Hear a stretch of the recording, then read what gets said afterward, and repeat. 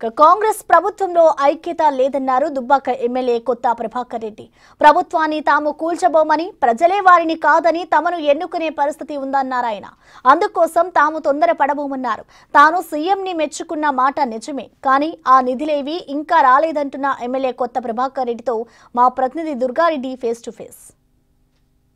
జిల్లా దుబ్బాక ఎమ్మెల్యే కొత్త ప్రభాకర్ రెడ్డి ఒక వీడియో వైరల్ అవుతుంది. అంటే గతంలో దుబ్బాక నియోజకవర్గం డెవలప్మెంట్ కాలేదని చెప్పారు. ఆ తర్వాత కూడా పార్టీలకు అతీతంగా ఎవరైతే మా నియోజకవర్గాన్ని డెవలప్మెంట్ చేస్తారో ఆ పార్టీ కానీ ఆ ముఖ్యమంత్రిని కానీ మెచ్చుకుంటామని చెప్పారు. వారం 10 రోజుల కిందనే రాష్ట్ర ముఖ్యమంత్రి రేవంత్ రెడ్డి మాత్రం 200 కోట్లు దుబ్బాక నియోజకవర్గం కేటాయించారు. దాంతోపాటు అతను కూడా అభినందించారు, సంతోషం వ్యక్తం చేశారు. ఆ తర్వాత 2-3 రోజుల తర్వాత మరి నిజంగానే కొత్త ప్రభాకర్ రెడ్డి ఎమ్మెల్యే గారు అంటే ఈ యొక్క ప్రభుత్వంలో చాలామంది పారిశ్రామికవేత్తలు బిల్డర్స్ అంతా కావాలి, ఆ యొక్క ప్రభుత్వాన్ని కూడా పడగొట్టాలని చెప్పి, లేకుంటే ప్రభుత్వము ఉండే పరిస్థితి లేదని చెప్పి కొంత హాట్ కామెంట్ చేయడం జరిగింది. అది ఏ సందర్భంలో చేశారు, ఎందుకు చేశారు, కొత్త ప్రభాకర్ దగ్గర ఉన్న దుబ్బాక నియోజకవర్గం దౌలతాబాద్లో తెలుసుకునే ప్రయత్నం చేద్దాం.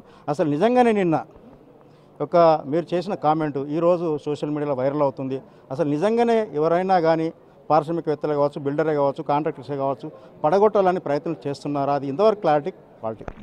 ఇప్పుడు పబ్లిక్లో తిరుగుతాం కాబట్టి జనరల్గా పబ్లిక్లో ఏం విషయం ఉన్నదో అది మేము బహిర్గతం చేసినాం. దాన్ని వాళ్ళు పాజిటివ్గా తీసుకుంటే వాళ్ళకి లాభం జరుగుతుంది, నెగిటివ్గా తీసుకుంటే అది వాళ్ళ కర్మ, దాన్ని మనం ఏం చేయలేము. ఇప్పుడు పారిశ్రామికవేత్తలు, బిల్డర్సు, ఫార్మర్సు, ఉద్యోగస్తులు మరి అందరూ కూడా మరి ఈరోజు ప్రభుత్వం మీద ఏం జరుగుతుంది ఏందనేది, ప్రభుత్వం అంటే ఒక ముఖ్యమంత్రి లేకపోతే ఒక కాంగ్రెస్ పార్టీ కాదు కదా, అడ్మినిస్ట్రేషన్ అధికారులు, దాన్నే గవర్నమెంట్ అంటారు. గవర్నమెంట్ సిస్టంలో పని జరగట్లేదు. మరి జనాలందరూ కూడా మీ ప్రభుత్వంలోనే గతంలో కేసీఆర్ ప్రభుత్వంలో బ్రహ్మాండంగా ఉండే బాగా పనిచేసిండ్రు, మళ్ళీ మీరే రావాలి, మేము చందాలు వేసుకోవాలన్నా మేము గెలిపిస్తాం, మేము కలెక్షన్ చేసి చందాలు వేసి మేము గెలిపిస్తాం అని ఇలా వాళ్ళందరూ కూడా ముందుకు వస్తున్నారు. ఇది వాస్తవం. దాన్ని ఏదో పడగొడతామో గిడగొడతామో అని కూడా ఎక్కడేం లేదు, నేను అనలేదు కూడా. అది వాళ్ళు పాజిటివ్గా తీసుకుంటే అది వాళ్ళ మంచి జరుగుతుంది. ఇది ఎందుకు అన్నాము, ఎందుకు జరిగింది అనే దాని మీద వాళ్ళు దాని మీద ఒకసారి విశ్లేషణ కూడా చేసుకోవాలి.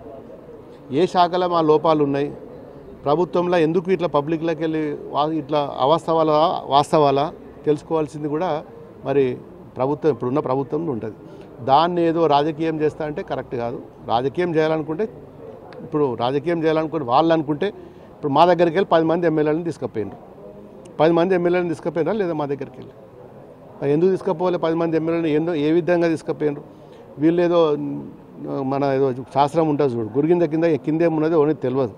ఇలా కాంగ్రెస్ వాళ్ళు చేసేది ఏం చేస్తున్నారు, ఎక్కడెక్కడ ఏం అవినీతి అవుతుంది, గ్రామాలలో ఏ అడ్మినిస్ట్రేషన్ పనిచేస్తున్నది, ఏ డిపార్ట్మెంట్స్ అక్కడ పనిచేస్తున్నది, ఇవన్నీ కూడా జనాలు గ్రహిస్తున్నారు. మీరు ఇప్పటికైనా కానీ మరి మీరు ఎట్లాగో రారు, ప్రభుత్వం మీలను మళ్ళీ టీఆర్ఎస్ రావాలి, కేసీఆర్ఏ రావాలి, ఖచ్చితంగా మీరు పడిపోతారు, వచ్చేది మా ప్రభుత్వమే, ఇది 100% ఖాయము అని చెప్పి ఇప్పటికైనా మేల్కొండ్రి. మీరు మంచిగా చేస్తే మీకు అన్ని విధాలా మేము సహకరిస్తాము, చెడుగా చేస్తే తప్పకుండా మేము బయట పెడతాం. దీని మీద మేము కామెంట్ చేసినాం, మాట్లాడినాం, రేపు కూడా మాట్లాడతాం, ఖచ్చితంగా నిలదీస్తాం. ఒక ప్రజాప్రతినిధిగా మా నియోజకవర్గమే ఉన్నది. మాకు ఒక చిన్న కాలువలకు నీళ్ళు వదలాలంటే ఎంతమంది ఆఫీసర్లకు ఫోన్ చేయాలి మేము? గతంలో ఒక ఫార్మరు ఒక ఊరికెళ్ళి ఒక మామూలు ఫార్మర్ ఒక రైతు ఫోన్ చేస్తే మేము కాలువలకు నీళ్ళు లిస్ట్ పెట్టేది. కూడవెల్లి కానీ మల్లన్న సాగర్ కాలువలు కానీ ఇవాళ ఉందా పరిస్థితి? ఒక మంత్రిని కలవాలన్నా దీనికోసం, ఒక ఈఎన్సీని కలవాలన్నా దీనికోసం. ఇది ఇప్పుడు ఉన్న వ్యవస్థ. ఇప్పుడు అదే హాస్టల్లో పోతే అస్తవ్యస్తం. మరి ఈరోజు ఎవడన్నా జాగా అమ్ముకుందామంటే ఆయనకు రూపాయి వస్తలేదు, వాడు కొంటలేడు. పెళ్ళిళ్ళు చేయక పెళ్ళిళ్ళు ఆగిపోతున్నాయి. గతంలో ఇంత పెళ్ళిళ్ళు ఇంట్లో కార్యక్రమం జరిగితే ఏదైనా ఆస్తో ఇస్తూ అమ్ముకొని చేసేది, బిడ్డ పెళ్ళో కొడుకు పెళ్ళో ఏదైనా ఇల్లు కట్టుకోవాలనుకున్నా, పిల్లలకు డొనేషన్ ఇవ్వాలన్నా, చదువుకోవాలన్నా, ఇవన్నీ ఇష్యూస్ ఉన్నాయి లోకల్లో. మీ కాంగ్రెస్ వాళ్ళే వచ్చి చెప్తున్నారు, ఏం చెప్పలేనిగా ఇవి ఉన్నాయన్నా, మా కాంగ్రెస్ మాకే సరిగా లేదు, మాకే ఇబ్బంది ఉన్నది, చెప్పుకోలేకపోతున్నాం బయట. ఆ విషయం మేము బయట పెట్టినాం.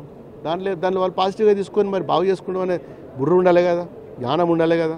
మరి వాళ్ళని ఎందుకోసం సరే మా మీద అబండాలు వేస్తారు, మేము చేయలేదనే కదా మీలో తీసుకొచ్చి పెట్టింది. మీరు సరిదిద్దుకోమని చెప్తున్నాం మేము.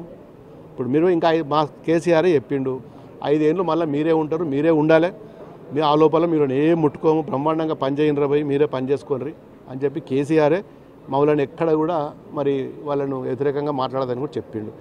సరి చేసుకోమని చెప్తున్నాం. 5 ఏళ్ళు నువ్వే ఉండు, నేను ఓడేం చేస్తాడు? నేను తీయనికి ఒక పారిశ్రామికవేత్తలు ఈవేత్తలు అబండాలు వేసుకొని ఎందుకు మా పాజిటివ్ నెగిటివ్గా తీసుకుంటున్నాను? ఇప్పటికంటే దాదాపు ఇంకా 3.5 సంవత్సరాల సమయం ఉంది.